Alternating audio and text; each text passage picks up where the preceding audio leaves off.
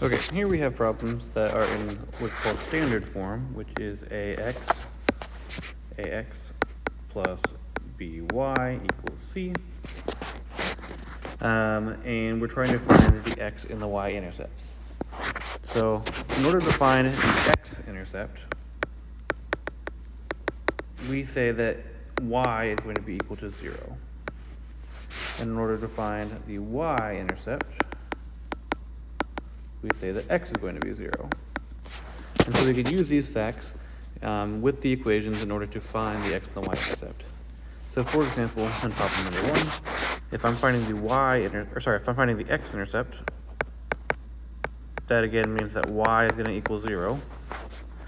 So then I would have, in this equation, to find the x-intercept, 3x plus 2 times 0 equals 6. Well, 2 times 0 is just 0, so that would kind of cancel itself out. And that gives me 3x equals 6. To solve for x, I would divide by 3. And I'm going to get x equals 2 for my x-intercept. Then I'm going to do the same thing for the y-intercept, except for I'm going to put x as 0. So for the y-intercept, I would say that x equals 0. And so I'm going to have this equation where we have 3 times 0 plus 2y equals 6. 3 times 0 is 0. So I now have 2y equals 6. Divide by 2. And that would give me that y equals 3. So x equals 2 and y equals 3. That is problem D. Okay, we're going to do the same thing for the rest of these. Problem 5, to find the x-intercept, I put y as 0, so I would say 5x minus 4 times 0 equals 20. Negative 4 times 0 is 0, so we have 5x equals 20. Divide by 5, and we get x equals 4. And then for the y-intercept, we would have x is 0, so 5 times 0 minus 4y equals 20.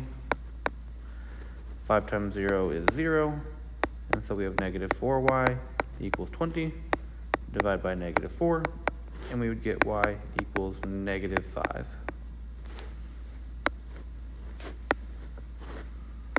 We have x equals 4 and y equals negative 5. That is problem E. Okay, same thing for number 3. We have 4x plus y equals 8. And so we're going to have 4x plus 0 equals 8. The plus 0 cancels out. We have 4x equals 8. Divide by 4. And we get x equals 2. For the x-intercept, we would have 4 times 0 plus y equals 8. 4 times 0 is 0, so we would get y equals 8. X equals 2. And y equals 8, and that's problem A. Okay.